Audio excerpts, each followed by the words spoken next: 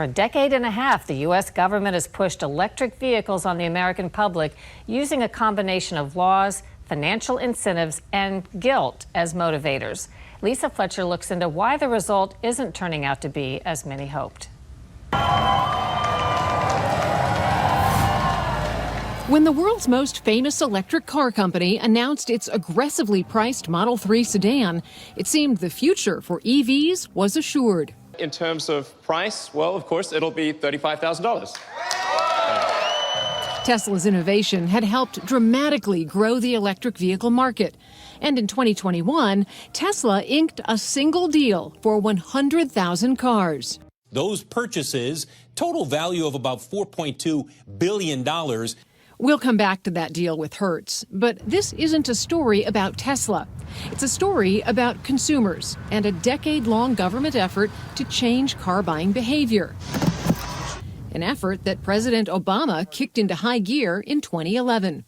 With more research and incentives, we can break our dependence on oil with biofuels and become the first country to have 1 million electric vehicles on the road by 2050.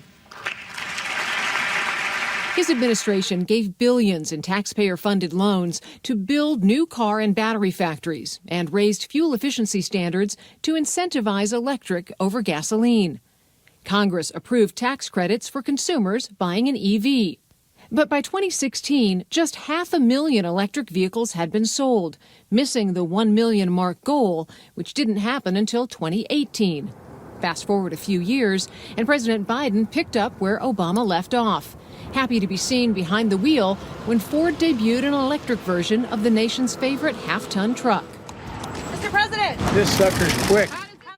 In 2023, more than a record 1 million EVs were sold in the United States. But by the end of the year, it was clear things were changing for the worse. Today, Ford announced it's delaying the rollout of its new all-electric pickup truck until 2026.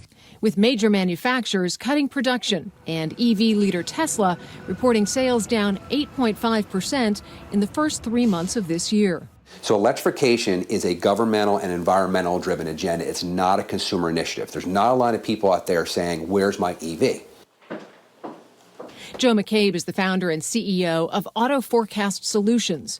His business is to predict the auto business trends, and he believes he knows exactly why the EV revolution seems to have run out of charge. When EVs started to trend, a lot of manufacturers very boldly jumped on the bandwagon.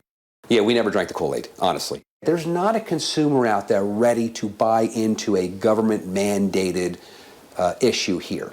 Not when the price of electric vehicles are $12,000, $15,000 more than sort of its comparable ICE vehicle, internal combustion engine, or even its hybrid.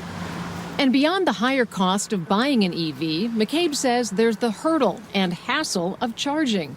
Often a frustrating and slow process, while repair costs are also higher. Charge it should take 45 minutes. It's taken 2 hours. And extreme cold can bring special challenges to electric vehicles. You talk about it being an agenda and the government pushing this on people, but nobody was twisting anybody's arms. And there were a lot of government subsidies that helped people get into these vehicles. There are those that buy an EV because it serves an environmental purpose. That's fantastic. That is usually the leaf or bolt buyer. There's the other people that, the other 98% of the world that say, I have to drive every day. I need to get to a place. I need a gas station. I can't be down, have time.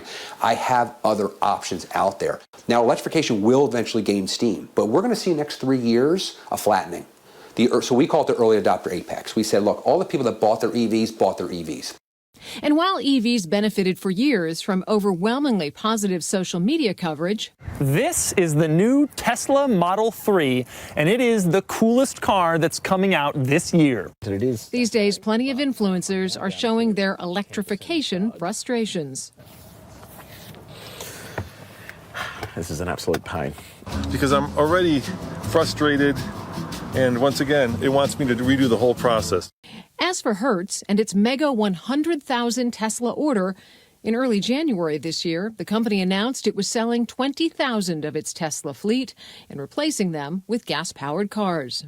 So has the EV bubble really burst? It's burst for a time period, but we don't say there's going to be a decline. We're going to see flat for the next few years, and then we're going to see it back up. Ultimately, McCabe believes the government needs to give consumers more time to make the switch to BEVs, or battery electric vehicles, by promoting hybrids as a stepping stone. So there was a statistic I think they came out with that said the raw material to build one BEV, I can make 6 plug-in vehicles, or I can make 90 hybrids. So if I can convince 90 consumers to cut their carbon footprint by half instead of one consumer, I literally am moving that carbon footprint needle much, much faster, and it will satisfy the government agenda, right? An agenda that's also up for debate this year, as President Biden and Trump have started to lay out vastly different priorities when it comes to electric vehicles. For Full Measure, I'm Lisa Fletcher in Philadelphia.